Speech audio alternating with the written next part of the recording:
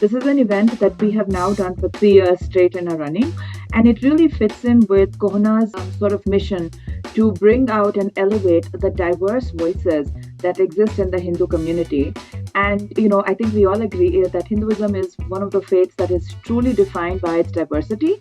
And it's not just diversity of the Devi and Devtas we worship, the Sampradayas that we come from, but it is also diversity of the many, many forms that Hindus come in. And, we have highlighted work like this before as part of our contributions in other parts of the year. And the Pride Month is an important time to look at members of our community and hear from members of our community who subscribe to a gender diverse view of the world. So I'm very excited to have Deepti Raoji be the moderator for today's event and basically walk us and talk us through this fascinating discussion with the proud practicing Hindus that we have on the panel. And just to back up on Pride Month, June is celebrated as Pride Month in honor of the memory of the Stonewall Uprising in New York in 1969. So I think it's a sobering reminder that different communities, different minority communities in the US and Canada have had to struggle for their space. They've had to speak up to make their voices heard. And I think we can take inspiration from all of that and hear from our panel today, who bring a very interesting perspective as being Hindu and being LGBTQIA, which is sort of two minorities rolled into one identity. So over to you, Deepti ji. Thank you so much, Pushpita ji, for that lovely intro. Namaste, everyone. I'm Deepti Rao. I'm a tech entrepreneur. I've been in the US over 15 years, and I'm originally from India, and I'm a proud Hindu. So it's incredible how much the conversation around the LGBTQ community has evolved. Just in the last decade, I think we've seen a dramatic shift. So we've gone from open homophobia through the don't ask, don't tell era to the vibrant celebrations of pride that fill our streets today. And it's not just here in the US, even in India, things have changed dramatically. Less than 5 years ago, Section 377 made it illegal to be gay. But in 2018, the Supreme Court decriminalized homosexuality, and now LGBTQ pride is a part of the mainstream dialogue. However, not everyone is on the same page. Some argue that LGBTQ rights are a Western import and don't fit within Hindu society. Today, we are here to unpack that notion. We'll explore how Sanatan Dharma, one of the world's oldest spiritual traditions, has historically viewed queer relationships and the LGBTQ community. We'll also delve into the global LGBTQ movement and how it's reshaping societies everywhere. Let's have an open, honest, and hopefully enlightening conversation. So buckle up for a journey through tradition, change, and the colorful spectrum of human identity. I'm delighted to welcome our awesome panelists today. First, Atul Mishra ji and Prashant ji. Atul Mishra ji worked in the semiconductor industry in the supply chain area. He grew up in India and has worked in India, East Africa, and now lives in the Bay Area. He's also a proud gay Sanatani who's happily married and enjoys Broadway plays with his husband. Welcome, Atul ji. Our next panelist is Prashant Sheth. He works in the high tech as a caregiver entrepreneur. He grew up in India and also moved to the US in the process. And he continues to grow up every day in US in the Austin, Texas area. He's a proud Hindu and true to Hinduism, happy to ever explore what it is to be human and joys of being in this human world. So Prashant ji is in a long-term partnership now for over 15 years. Welcome, Prashant ji. Welcome, Atul ji. Thank you much. Thank you so much, Deepti ji. So let's start with you, Atul ji. Give us a little bit about your background and how was your journey growing up and coming out as a Hindu? Thank you so much for this opportunity, Deepti ji. And I'm so glad to talk about Hinduism and about the intersection of LGBT and being gay to so many people. I think I was growing up in this small city in Ludhiana, Punjab. This was way before internet, the early to late 90s. And, like it happens to so many of the LGBT people, we get bullied in school and we go through a sort of an identity phase that who are we? I thought for a long time that I'm perhaps the only member of my species, if I can say that. you know Then we shifted to Kanpur in 2000, and 2002 was where you will see people getting internet, the ones that will make noise. So, like everyone, I told my dad that I wanted an internet connection to study. I remember that with internet connection, I started searching about what it is, and I read about the history, how it was a big topic in America. 2000s was the time when California was going through major changes as far as LGBT rights are concerned. And then I read about why it is an issue for many people because of their faith and everything. I still remember that day when I started searching for the problem of being gay and being Hindu. To my surprise, my pleasant surprise, I couldn't find anything which was flat out like, this is wrong. This is wrong in our culture. This is wrong. And that took me to a rabbit hole where I did more and more research. And I started reading books. I remember in class 9th and 10th, I was reading Srimad Bhagavatam. Then Ramayana and Mahabharata. And Mahabharata was, both Ramayana and Mahabharata had so many positive stories. For instance, in Ramayana, there's an incident that when Sri Ram is going to the forest and the whole Praja of Ayodhya wants to go with him, and Sri Ram realizes that will make Ayodhya, lifeless. There will be no people. And he says that beyond this point, no man or woman will go ahead. And then he sees a group of people still going. And Ram asked, why you are following me? And they said that we are kinnar. We neither belong to man nor women, and we want to just be devoted to you. And Ram gave Vardhan that your blessings and your curses will be very potent. Mahabharat had Shikhandi, Amba, who did a lot of tapasya to become a man. She was born as a woman. Then there are various stories of how she became a man and everything. The more I researched, I realized that as far as Hinduism is concerned, they are extremely open, they are extremely inclusive faith. And the more someone would research on the faith, more we read about and go deep down and do what true Hinduism was in its time, Shastrat. The original Hinduism was, let us collect and come together and let us discuss what this text sounds like, what this verse sounds like. Do you think does this mean that? If you not, let us go deep and dive. So the more I've read about Hinduism, the more I've researched, I have become so proud of it every day. And I can proudly say that I'm a Sanatani and I'm gay, and my faith gives me a platform to be myself. That's so well put, Atulji. Thank you so much for that intro. I always tell my friends that we are the OG queer people. We were queer at a time when it was not cool to be gay, and I'm actually glad that we've lived to see the day where it's actually people aspire to be gay or a part of the LGBTQ community, because it's almost cool in colleges to be that. So thank you so much for walking us through some of your struggles, and also about how Hinduism helped you kind of accept yourself first. That is one of the biggest struggles that all of us as queer people go through, and typically we look at religion or whatever faith we follow as the first kind of benchmark or support to understand what we are going through. Is this even right? Is this the right way to be feeling? And Hinduism gives us the framework to understand and accept ourselves first before anything else. So thank you so much for that beautiful journey. Prashant ji, let's come to you. I would love to hear about your journey and how you integrate that with your faith. You're also the trustee of the temple in Austin, the Sai Baba temple. So we'd love to hear, how is the whole intersection of you being a Hindu and a gay person, how has that evolved? Well, I would say much like Atulji, it was similar, started feeling my feelings towards people of this, people, guys, or towards guys, when I was very young.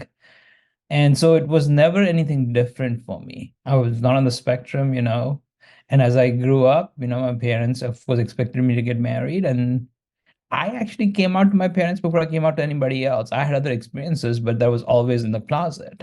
And mostly because we lived together here in the States and didn't want anybody saying anything to them, right? And they appreciated it to a degree, but there was also a shock of what will people say. And over time, as the rest of my family found out, they actually came out in support, and helped my parents along, and that's been really great.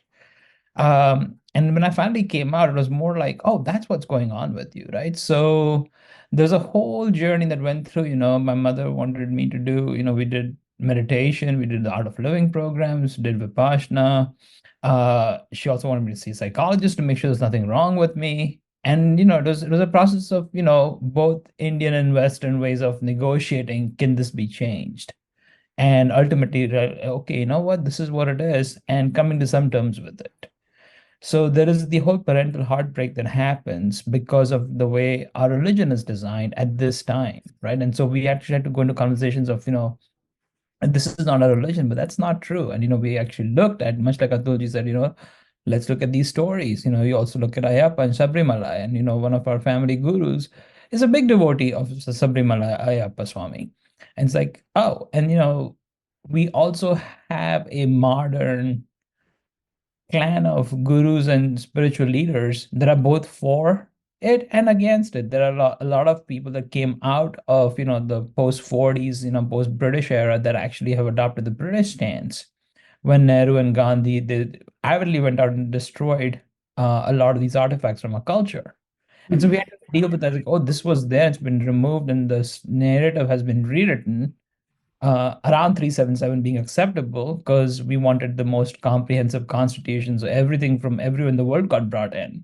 And just like we had other things around women, sati and other prathas that got established, being anti-gay became part of a culture in the 60s, not before that, actually. So it's a very new phenomenon that happened in India at that time. And so it's really interesting coming out. We talked to a lot of our Vedic elders. There are people in Austin who teach the Vedas, and the people in the 70s and 80s, they're like, oh yeah, we knew men living together in the 40s and 50s and 60s in India before we moved to the US. They're like, what's the big deal? We don't get it. But then there's the in-between generation, that's my parents, is just like, 50s and 60s, that are kind of stuck with it. And then the new generations that we all are, they have a mixed, diverse sense based on where the families come from. So that's the whole spectrum I think I've been on.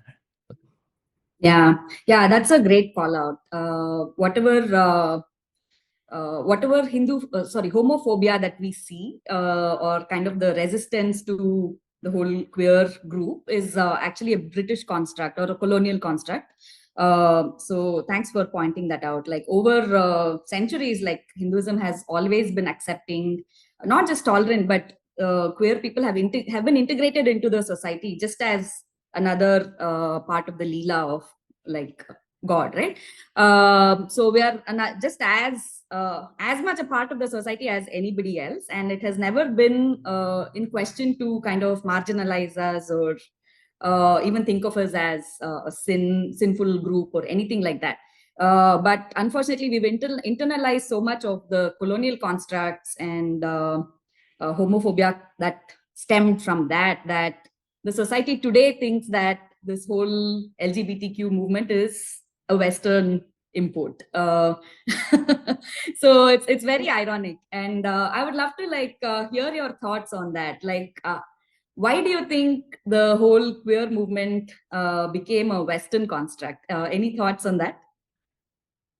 Okay. I would like to point out a few interesting things that queer movement, Western concept, maybe not, we can go deeper, but homophobia is such a Western concept. The Anti-Buggery Act, which evolved into Section 377, and you will see the image of that across the countries which were earlier, colonized by Britishers. It's in Pakistan, it's in Singapore, it's in so many of the other colonies. So people have to remember that homophobia is a very Western concept. Yeah. Considering the rights, the LGBT rights movement started in Western world, when Indians were not even thinking about that, being a Sanatani, being a Hindu means being open to alternate sexualities.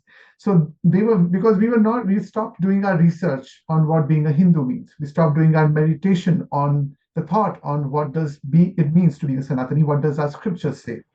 So our research stopped on that angle.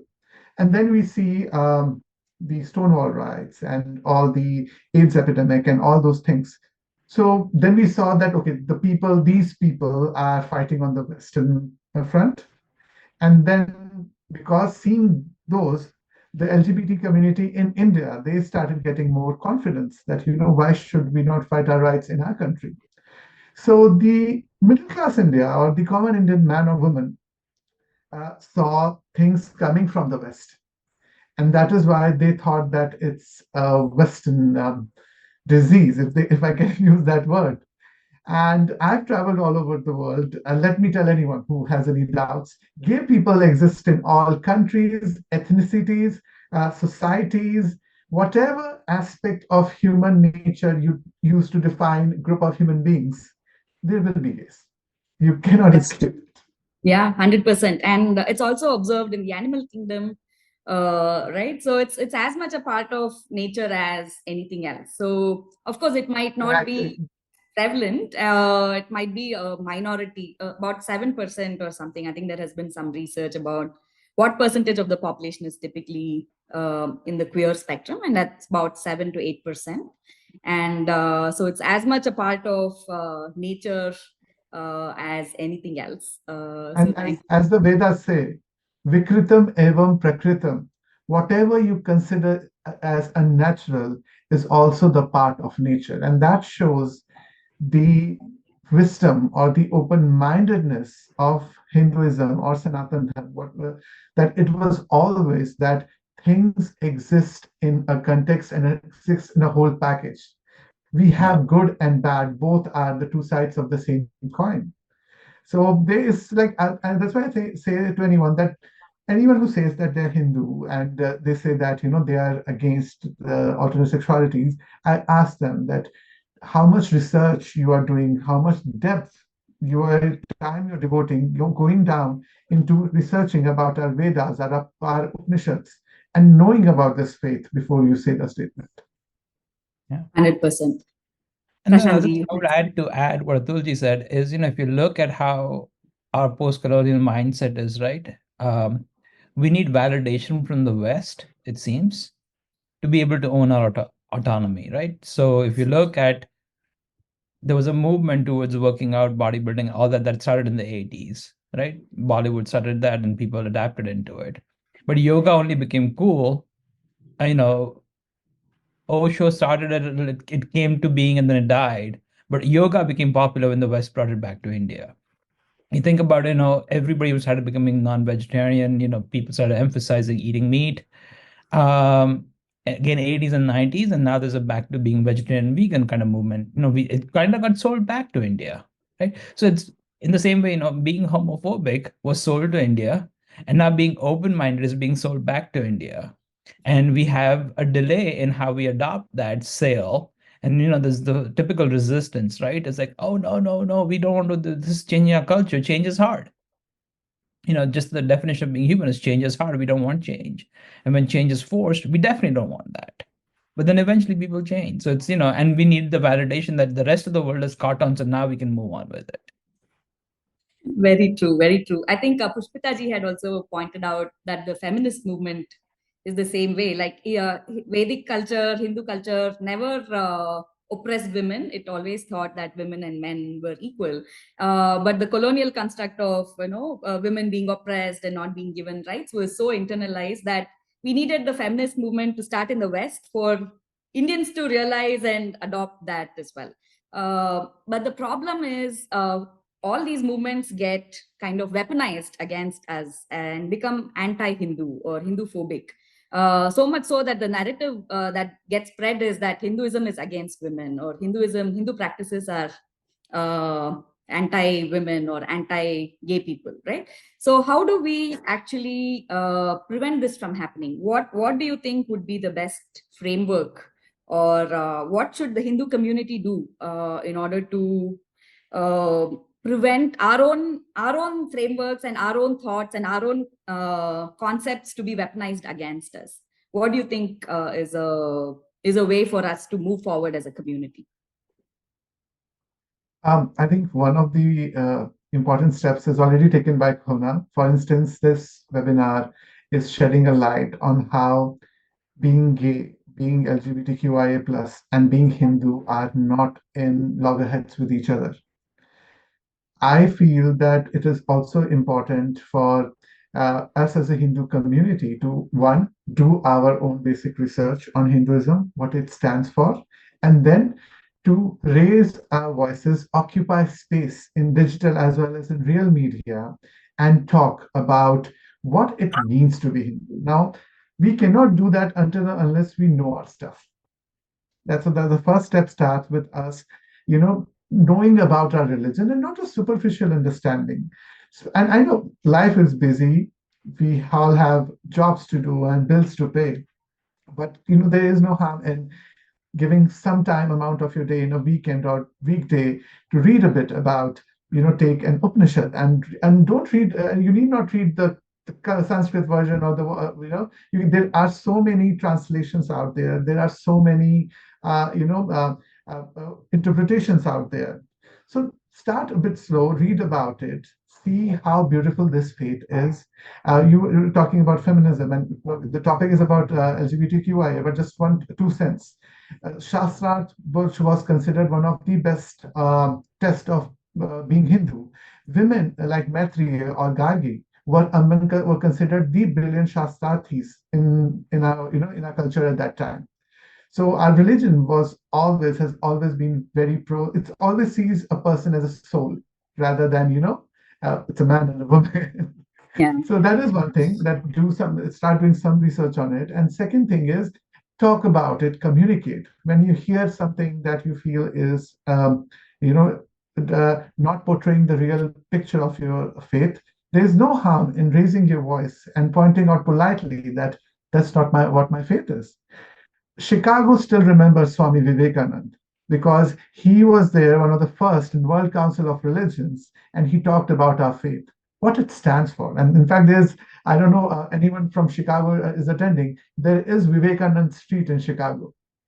So as long as we talk about our faith, as we portray the reality, the darkness is dispelled with light. So misconceptions will be dispelled with truth. Excellently said. I want to also encourage the audience to participate. Please send us your questions and answers. I see that there's a kind of a comment or a question.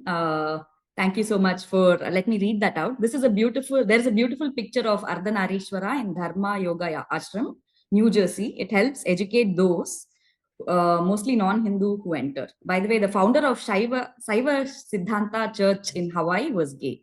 So thank you so much. This was something that I did not know as well. So thank you so much for sharing that.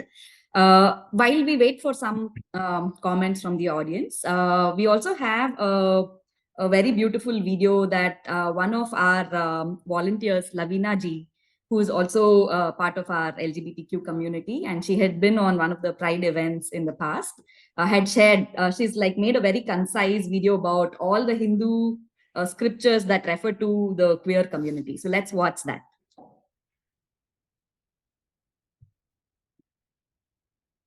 So, LGBT figures in Hinduism, Part 1. A manifestation of goddess power, Bahuchara Mata is the goddess of the trans community. Being trans herself, Bahuchara Mata is a symbol of immense strength, and all of her stories about protecting women and the trans community from men. LGBT figures in Hinduism, Part 2. Ardhanishwara is the androgynous composite of Shiva and his wife Parvati. She is considered to be a non-binary representation of a joining of masculine and feminine divine energies. Satguru says the best state is when your divine masculine and feminine energies meet within you. LGBT figures in Hinduism, Part 4. Bhagirath, the hero that was known for bringing down Ganga, was actually born to two mothers. Chandra and Mala were married to King Dilipa, who actually died before they conceived children. After Dilipa died, Chandra and Mala turned to each other for love and affection. One of them actually ended up getting pregnant. Though they were both women, they were blessed by Brahma and Kama and told that they were going to have a child. And Brahma named that child Bhagirath. The Kritivasi translation says, Bhage Bhage Sambhojje Tate Upagata Brahmadev Twila Nam Bhagirath, which means born of the mutual enjoyment of two vulvas, Brahma named him Bhagirath.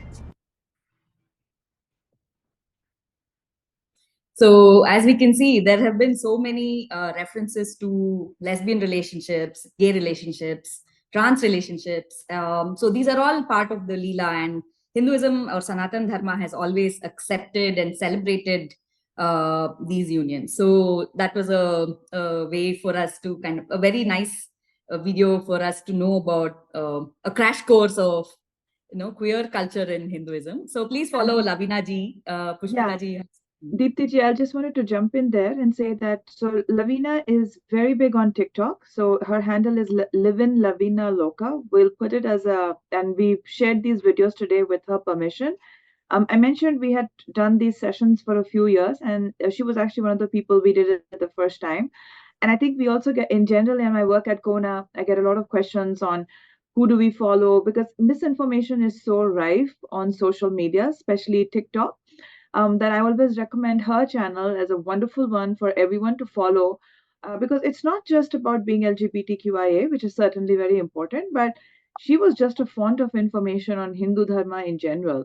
And I think for people, who are young themselves or people with kids, these are very good handles to follow, because then you get both, you get a way to get information that is not otherwise available. Because with the best intentions, I don't think everyone is going to pick up a book. So we need to get information in all the channels where it's currently shown. And one more plug, we also did 2 sessions in previous years. So today's conversation is a wonderful complement to, because we've had a Hindu Pandita come and talk about why she started doing, same-sex marriages, for example. We've had people come and talk about the different intersectionality of how they get targeted for being Hindus in what are otherwise supposed to be inclusive spaces. And I think maybe that would be wonderful. I know I would love to hear more about your folks' experience on that. Awesome. Thank you, Pushpita ji. So we have shared the handle for Lavina as well, and definitely please go watch some of our older videos that we did during Pride Month.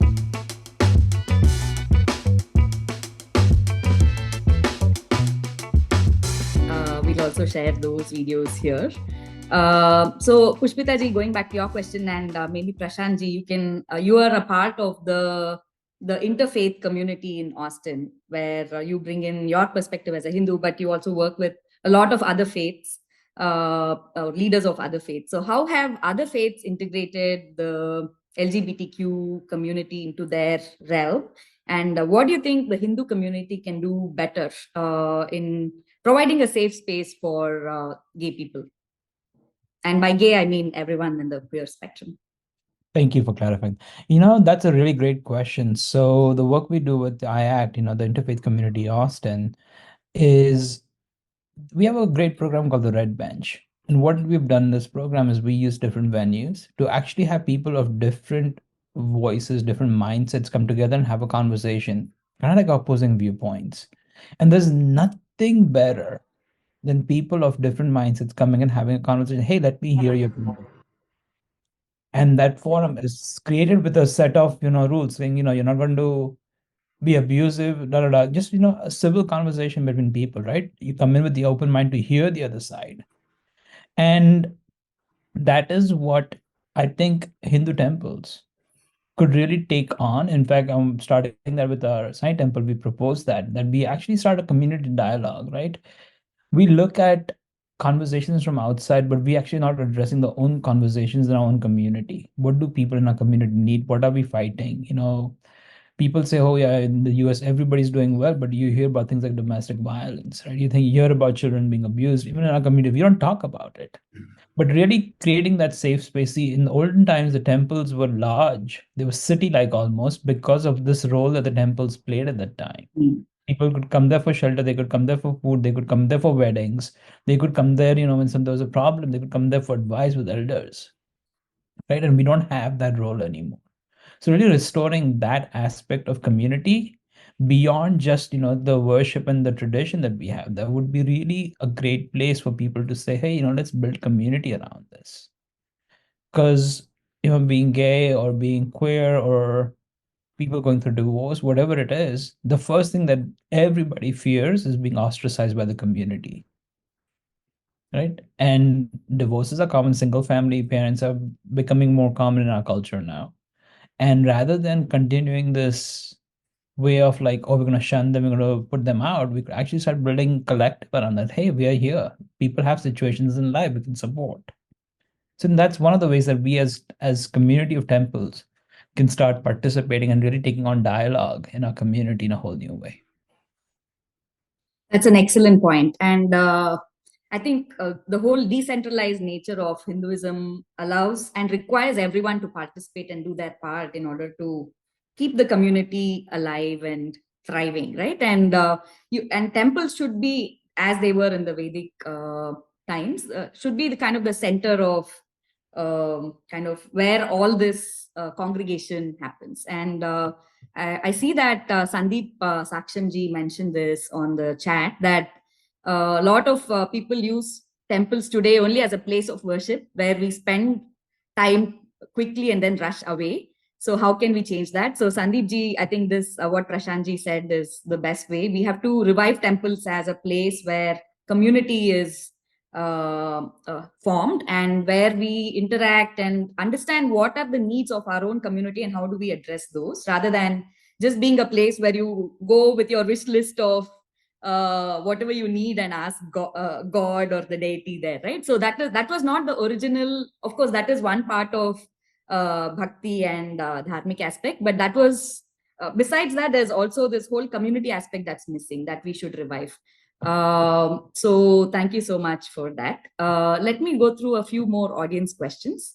So Riddhimaji says, Atul, thank you for your insights from our religious texts. I have a question for the panelists. Has anyone ever misquoted Hindu texts to you to argue that homosexuality is not acceptable in the faith? If so, what was it and how did you respond? So Atulji or Prashantji, any thoughts on this? Well, my when I came out, my own father was like, "This is so wrong," and this is not good. And I started quoting text to him. And my father also does some research. I will not say he's only read the one version. So he told me that how the Manusmriti is. He talked about Manusmriti about it is so bad and this and that. And because I had read Manusmriti earlier, so I pointed out that whatever punishment that they prescribe for gay sex, they have even harsher punishments for adultery. So as long as you're ready to kill all your friends who you know have been adulterers in their life, I'm okay. I'll give up then. So he kind of started laughing, and he kind of lightened the mood at that time. But yeah, people quote that book, but then people would interpret. See, because we all see the world with filters, with our personal filters. So even if there's an incident that means something else, people would like to quote that incident to point out that they are right. Mm-hmm. I wanted to point out what Prashantji said. It is so good about our temples being the center.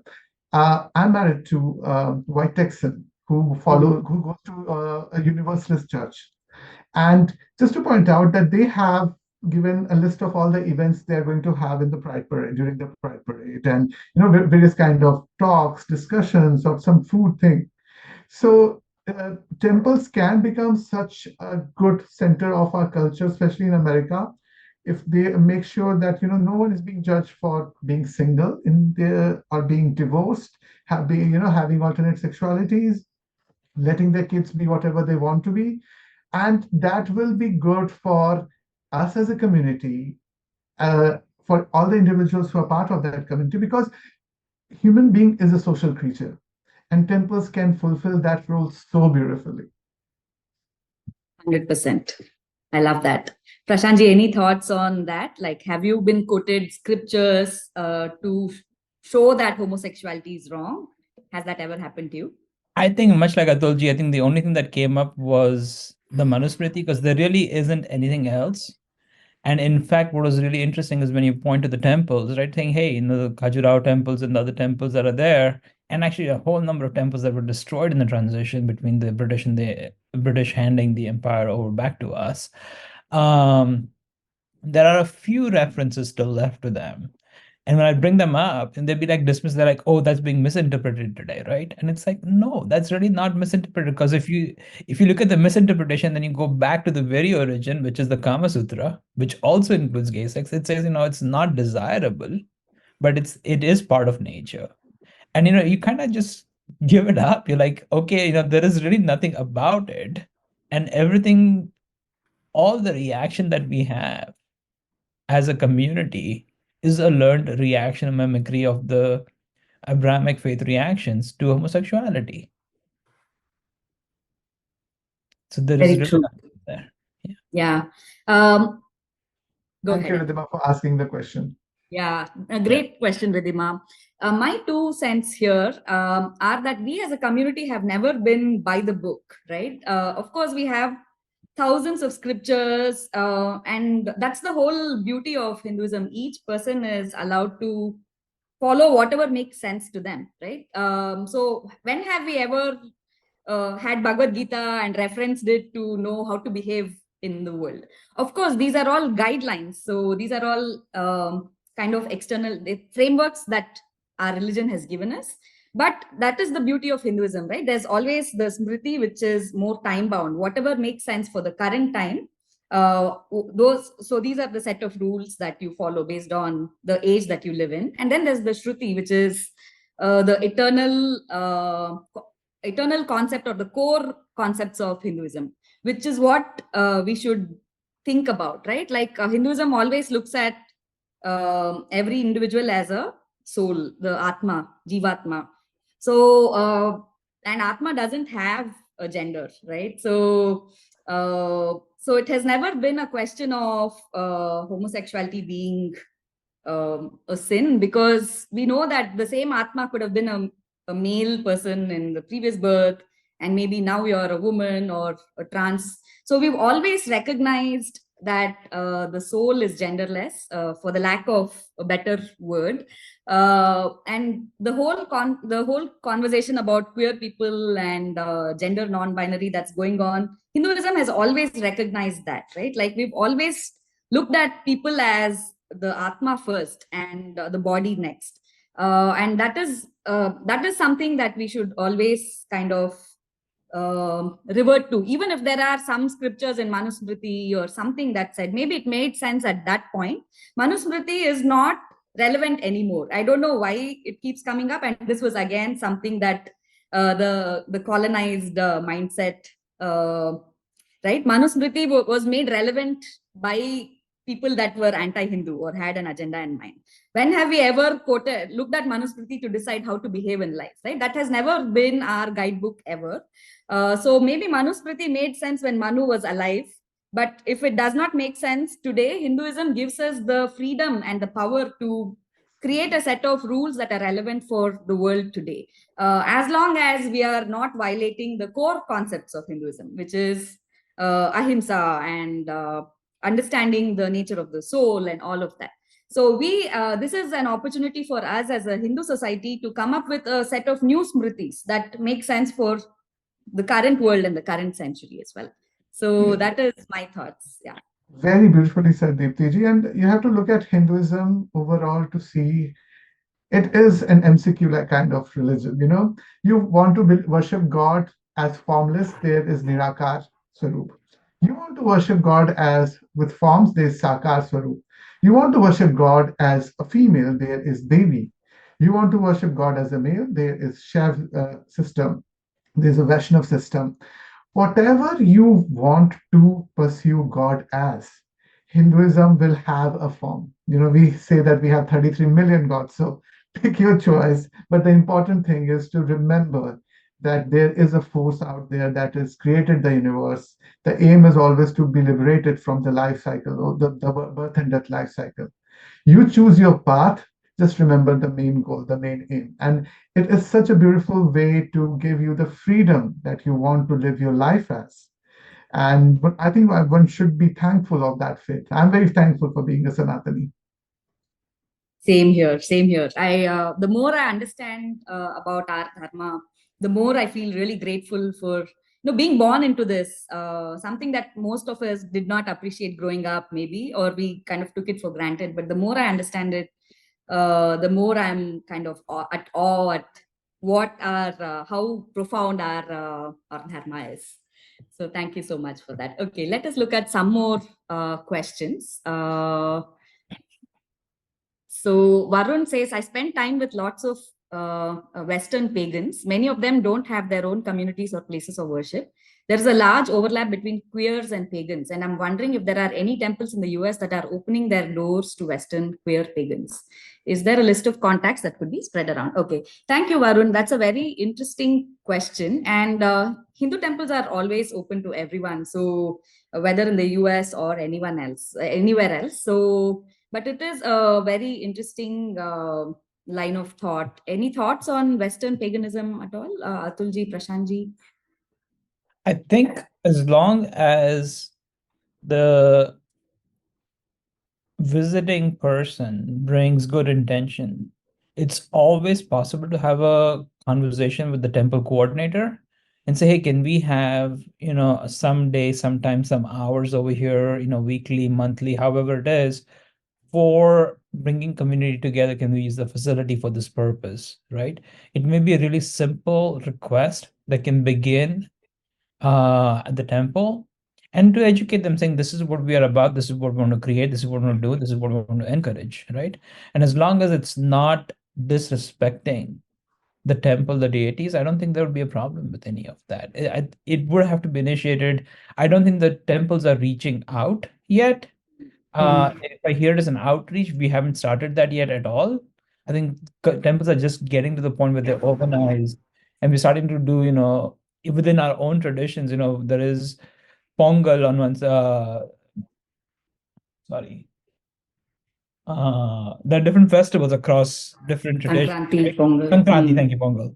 Sankranti was the word I was looking for, I couldn't. And then you have Holi, and then you have Diwali, and then you have Navratri, and then you have all the different traditions that we are trying to bring together in every temple now, because the communities are getting homogenized. So I don't think the outreach to other communities has begun yet, just because we're integrating our own traditions yet. But you can always bring a new tradition in and see how they can be created. Very cool. Very nice. Thanks, Prashantji. And CoHNA is another organization that has provided this gap.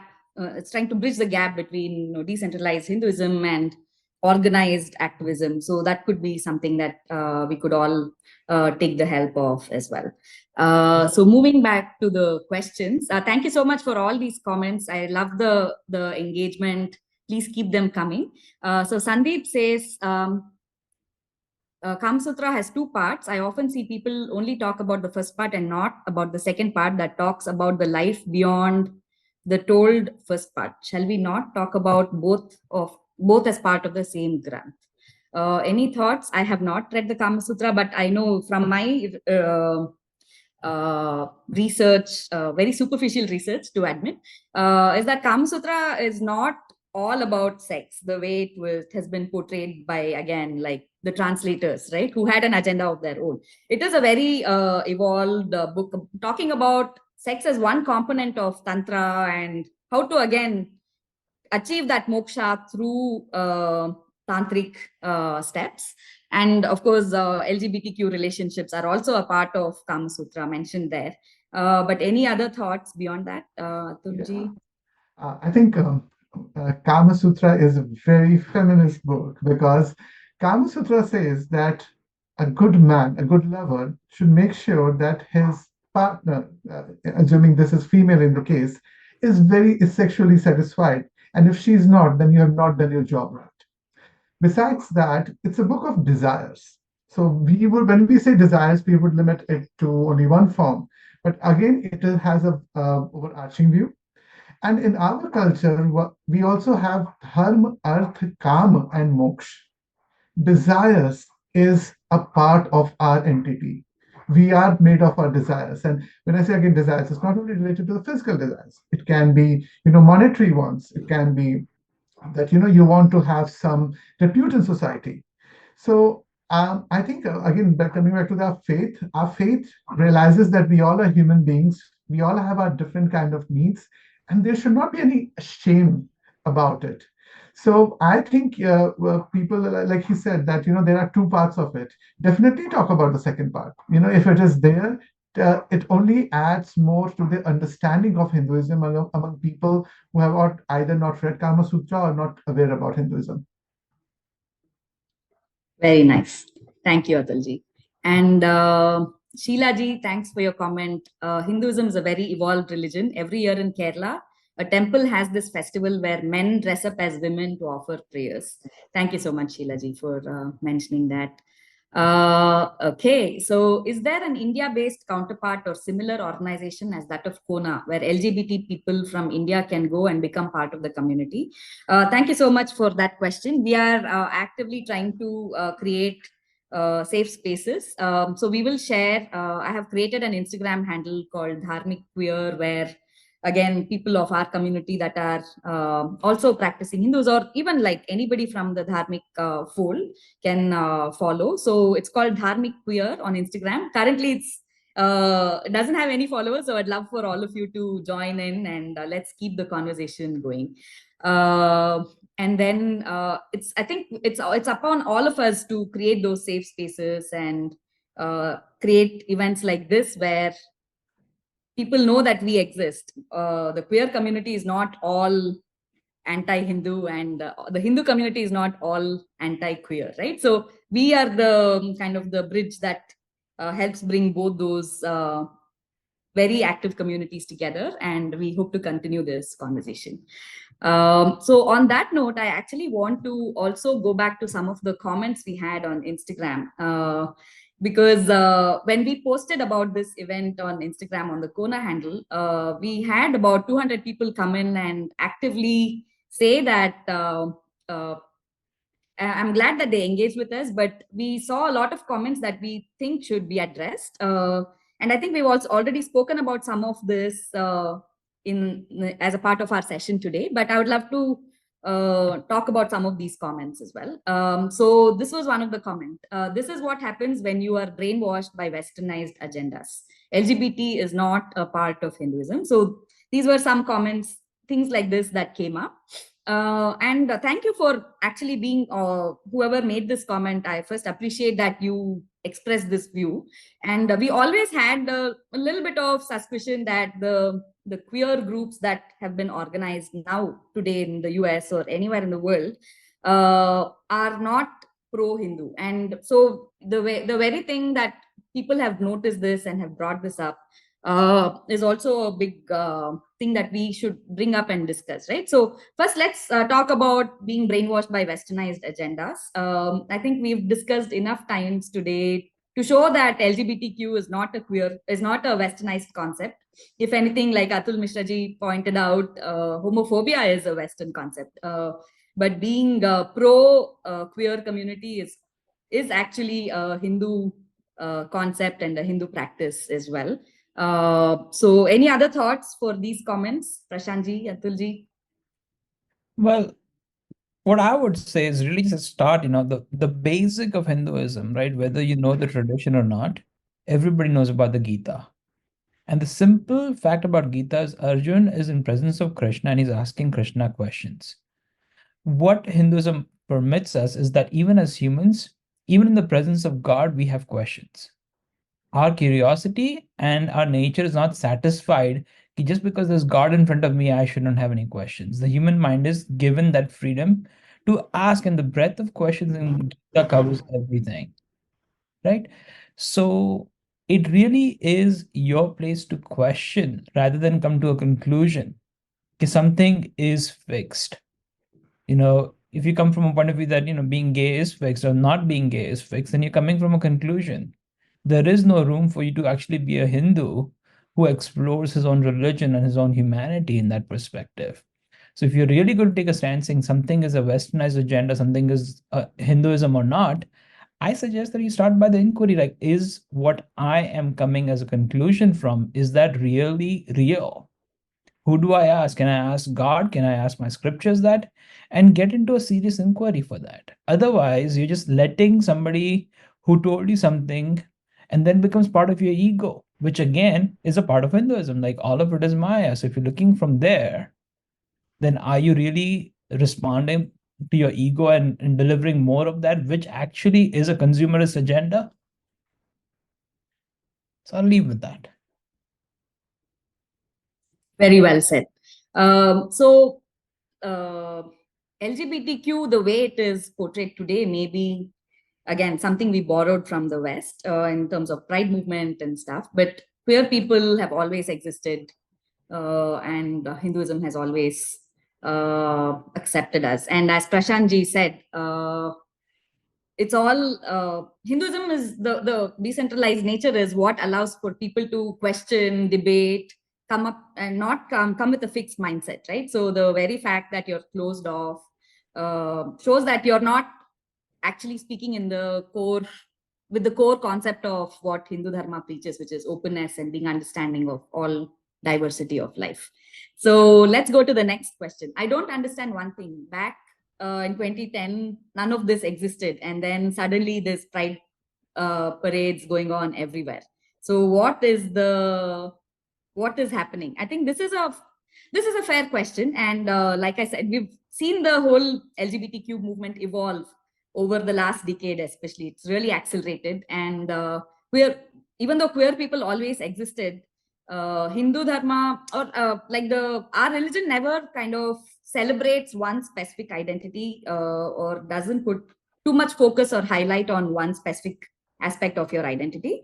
So that is how it, even that's why it was never kind of a thing that you want to be proud of. It's just a part of the society, just as anyone else is. So that is how traditionally queer people were treated. But yes, with the Western LGBTQ movement, once that was borrowed into India, it became a thing for queer pride to happen. And I can see to a certain extent why that's important, right? Like we still have this colonial mindset where people say LGBTQ people are not real, they're not Hindu, it's not. So there is a need for us to take up space and show that, yes, we are here, we are queer, right? So that is, and I see the need for that to happen in India. Yes, it's a part of it might not be totally in line with what Sanatana Dharma preaches, which is, being proud of your identity, which is not something that is congruent with Hinduism. But the need for it is because we as a queer community have always, in the last few decades, felt marginalized, or we did not even know anybody else that was queer. So it's important for us to show that we exist, and that is where the pride movement helps. Even making this whole conversation mainstream, we should definitely credit a lot of that to the Western pride movement that brought this whole thing into mainstream conversation, right? Even discussion about marriage equality or any of that would not have happened had it not been for some of the pressure from the West. So that is one part of my thought. I would love to hear what Atul and Prashant ji have to say. There's so much to unpack here. First and foremost, I would tell this person to read, because when the person says that back in 2008, 2010, there was none of this, California was going through the repeal of Prop 9, I believe, which was about the LGBT rights. 90s, from 90s onwards, two things happened that people might not remember. Satellite channels, communication, and connectivity rose rapidly with internet. So people from different parts of the world, they started connecting. Now more and more people connect, they will exchange ideas. So 90, so this what he's saying, that 2008 to 2010, there was none of this. A lot was happening in the background. For instance, gay, like in 2018, being gay was decriminalized in India. What people might not know, that same thing happened in US in early 2000s. Texas, it all started with the case where it was in 2000 or 2001, I don't remember the exact year, when Supreme Court decided that being involved in gay sex is not a crime. So that is one thing. So a lot of things happened. The person should read about the history of the 90s and 2000s to realize how this is not something sudden. Then, instead of talking about the meaning of mantra and the power of the sound home, well, there are numerous videos out there about this topic. So if that person is interested, they can go ahead, and they should, in fact, go through those videos and seminars and readings. And I would love to see the in the religion, that is also there. So whatever he or she wants, the material is already out there. I doubt if they want to spend time with that. Cool. Thanks so much, Atulji. Yeah, let's have an open conversation, and there's space for everything in Hinduism. So we can speak about mantra and Om and LGBTQ. It's not one way or the other, right? So it's not either or. One last comment that we really wanted to discuss deeply today was in India, these Pride Brigade abuses Hindus at almost all their marches. This is another attempt to discredit Hindus. Never heard of Christian Brigade or Muslim Brigade. So why Hindu? So I think there is a lot, there is a fair amount of truth in this, and I need to bring this up and have this as an open conversation.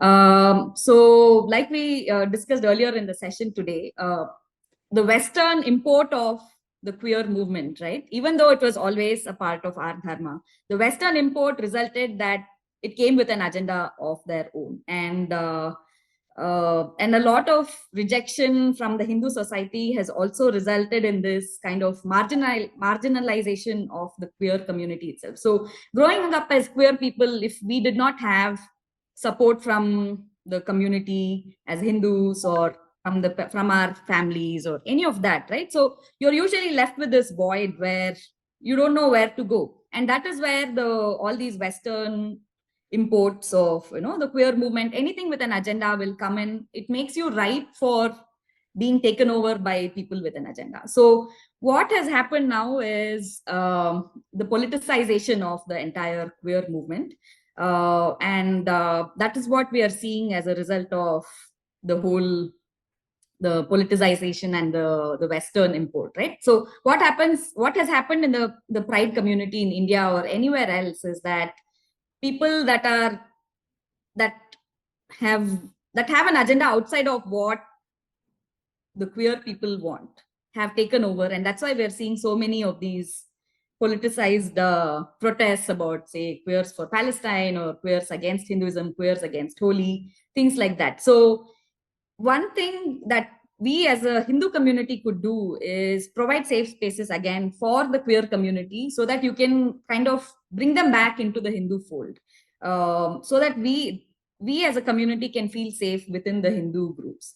And on the other side, the LGBTQ queer Hindus, I think it's also upon us to understand what our religion stands for, and understand that any of this brainwashing that's happening as a part of these groups where you're asked to view Hinduism as oppressive, casteist, blah, blah, blah. We should actively educate ourselves and fight that. So it is upon us. We cannot keep playing victim, right? It is upon us to also become aware and understand what our Dharma says and actively be a champion for that. So those are my 2 cents. Atulji, Prashantji, I would love to hear what you have to say. So what I would say to that is really simple, right? Pride movement started in the West largely because conservative Christian families weren't supporting their kids. So part of the origin of Pride is a break from Christianity and reforming Christianity. And what you actually do get to see is Christianity is reforming. In Islam, homosexuality has been really kept under covers this whole time. And there is reform happening there. So when you're in India, Hindus being the largest population, it is natural that we actually have people speaking up against the borrowed Hindu concepts that we are not restoring to its full power. So in the West, you have it against Christianity. In the Middle East, you have it against Islam. And in India, you'll have, be about Hinduism. It's just whatever is the most dominating influence is what is going to be called forwards to include everybody. That's a good point. So that's where again we can take refuge in our open Dharma and actually be a champion of the queer group rather than against them, right? Like that is what our Dharma preaches. So this is an opportunity for the Kattar Hindus to actually come forward and extend support to the queer community rather than the other way around. So thanks, Prashantji, for giving that context. Absolutely. I think wonderfully said, Prashantji. And I think, as you said, Deepti, Hindus should be proud that their religion is open to change. Like as Gita says that parivartan sansar ka niyam hai.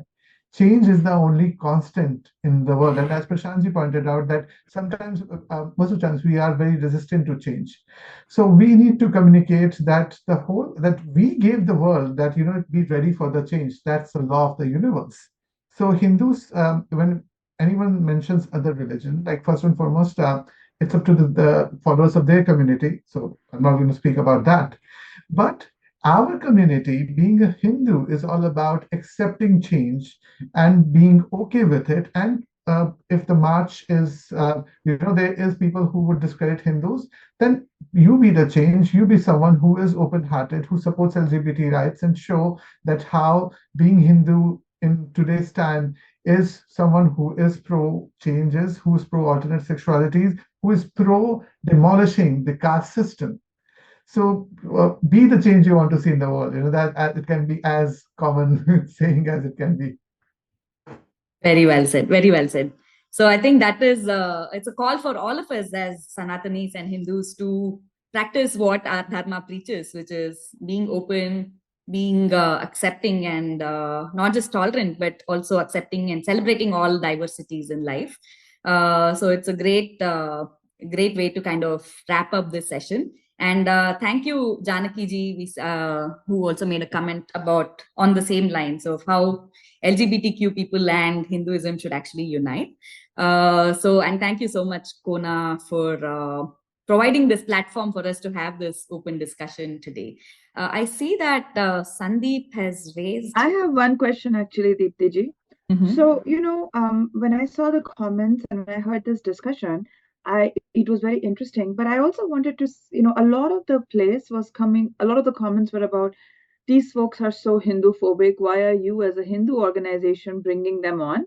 And I thought that was, again, coming from a place of ignorance, but I would love to hear your guys' thoughts on it because and again, coming from my role as having been part of CoHNA for a few years and talk to Hindus who get targeted in many different places, I would love to hear what you guys think because we unfortunately find Hindus talking against Hinduism everywhere, not just those of the LGBTQ orientation. I mean, I spend a good part of my day working against people who have Hindu names and are one of the biggest sources of Hindu phobia.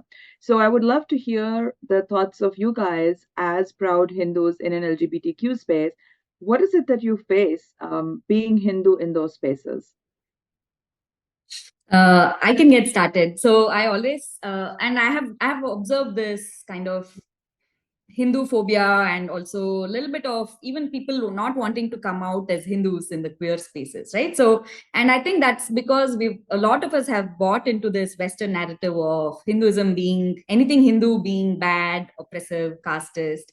Pushpita ji, you know better than me about the whole caste movement in the US, trying to portray Hinduism as a very casteist religion, right? So any of these things get internalized by the queer community as well. And there's always a lot of this rhetoric and narrative that's being spewed and shared within the community, the queer community, that makes even the kind of the moderate Hindus that have probably not spent enough time to understand our Dharma, they kind of buy into that narrative. And they don't want to openly be a part of this religion that has all these casteist narratives attached to it, right? So there's a little bit of that. And that also kind of goes to speak to us as Hindus being open to even hearing negative feedback about our own religion, right? So that also shows that as Hindus, we are not so attached to our religion that we are not open to seeing the flaws in it. So there is that. And the second part of the whole kind of Hindu phobia within the queer community, unfortunately, is due to the politicized nature of the whole LGBTQ movement. Like Prashant pointed out, and I have to dive into a little bit of the politics here. And this is where it started in the US, where the conservative Christians were homophobic and the queer community was against Christianity. And unfortunately, the left or the whatever you want to call it, that political party took over the whole narrative about the queer movement. And if we dive deeper, we can see that the leftist agenda is also Hindu-phobic or anti-Hindu, and unfortunately, that's where those alliances have been made. So even if you're a practicing Hindu within the queer community, a lot of time you get shut down or shamed or almost borderline abused because of the political narratives that kind of dictate the queer communities. And this has been taken over in India as well. So again, this is a chance for the Hindu community to not be on the sidelines and hate on the queer community. This is the chance for the Hindu community to take over the narrative and be supportive and take back the queer community their folds. But I wanted to give a little bit of the context of where that Hindu phobia comes from in the queer community. Pushpitaji, I would like to tell an incident in 2014. I had graduated from doing my MBA from a top 5B school in India. The context I'm saying this because I joined this company and there were 30 other MBAs, all from the top 10 colleges. So you expect that people are like very well learned, very intellectual.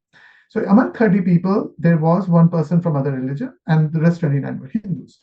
And that person was observing fast, and rest everyone was supporting. Let us wait for some time so that he can break his fast, and we will eat together. Very good. I remember one weekend, the people were thinking, and we all were living in one city, getting our training, so there's not much to do. And I said, okay, let's go to this temple. I've heard great things about it. Every other 28 people looked at me with a face that, what is this guy saying? Why we are going to go to a temple? And there was a lot of leg pulling after that. Oh, why don't you put tika? Why don't you? And I said, do put tika sometimes. I don't think anything bad with it. Okay, so do you follow caste system? Do you believe in caste system? And I was like, what is wrong with this situation? And when we all went to our places to do our sales stint as a part of our MBA training, and I just wrote that everyone was writing how the days are very hectic.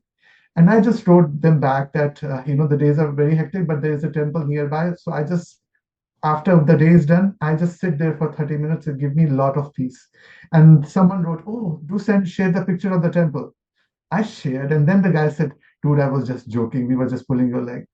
And that made me think that, this is so weird that while you are respecting other people who follow other faiths, which is good, I really appreciate that. How about someone who follows your faith and just doing what they are? And I'm not saying you join me, not at all. But someone simply following his faith and sharing what is good about it, how it gives me peace, becomes a point of ridicule for others. And they all were Hindus. They all were very smart people. They all were from IIMs and all those colleges and all that top. But still, the fact that someone within their peer group believes in going to temple was considered an oddity for them. So that is one thing. And the second thing, Pushpitaji, I've often, for me, it is so humorous that in the queer peers that I have seen across, my political ideology is sometimes amazes people when I say what my political ideology is, which I'm not going to say right now, because they believe that how you can, support that political ideology with being queer. So that is sometimes again odd that there is people believe that all gays are perhaps one monotheistic group of people who don't think differently, and that needs to be broken among the queer community itself. Very true. There needs to be diversity in the queer community, and there should be acceptance and tolerance for that diversity, right? So we should practice, again, as a queer community, what we preach, right?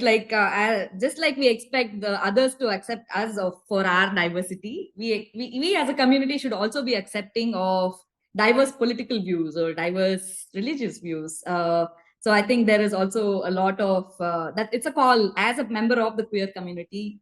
It's a call and a request from us to be more tolerant and accepting of diverse views, and then especially like Hinduism and Sanatan Dharma. So providing that safe space within the queer community as well. I think this is perfect because this is actually what CoHNA was founded for, that it's not just LGBTQ Hindus. Hindus of any orientation find themselves targeted when they stand up. It's sad that the LGBTQ spaces, which were created to provide safe places for people who are being marginalized have many times decided to exclude Hindu voices from it. But that's a battle. That's the kind of battle that CoHNA is created to fight. And I use fight in a good way. I don't mean to, go physically fight, but our religion, our dharma is about doing karma. And, our devis and devtas, they fight. They do not stand for injustice. So I think this conversation is beautiful in showing that the struggles that, you face are very much what we all face in our lives as Hindus.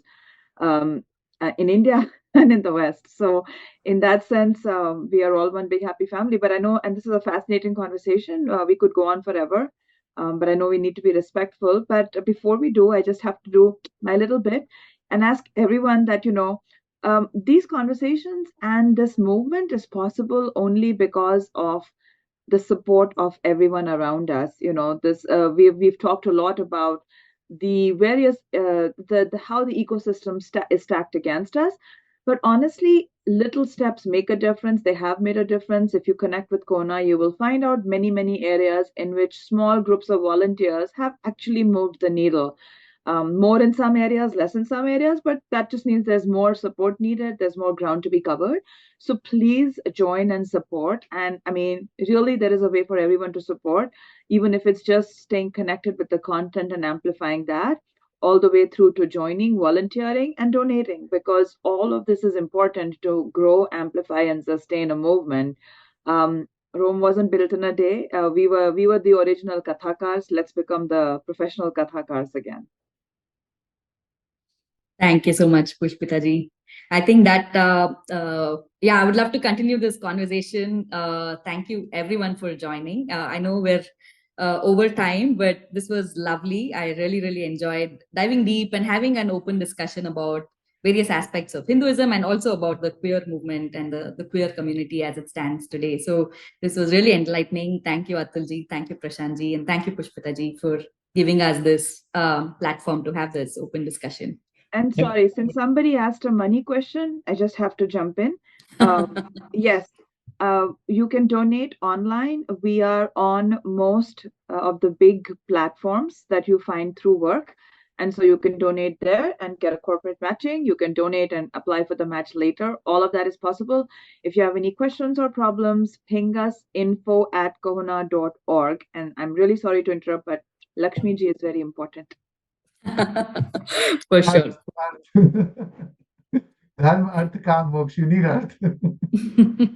And thank you, audience. You've been great. I know there are still a few questions that we couldn't get to today, but we'd love to continue the conversation. So please join us on CoHNA. We'll also share the queer Hindu group that we're starting. There's also a few other Hindu groups called Queer Alliance that Ankit Bhuktani has started. So that's another Hindu queer space in India. So definitely please go join that. And please join Dharmic Queer Instagram group as well that we're starting now, where we can continue these conversations. So thank you so much, everyone. Namaste.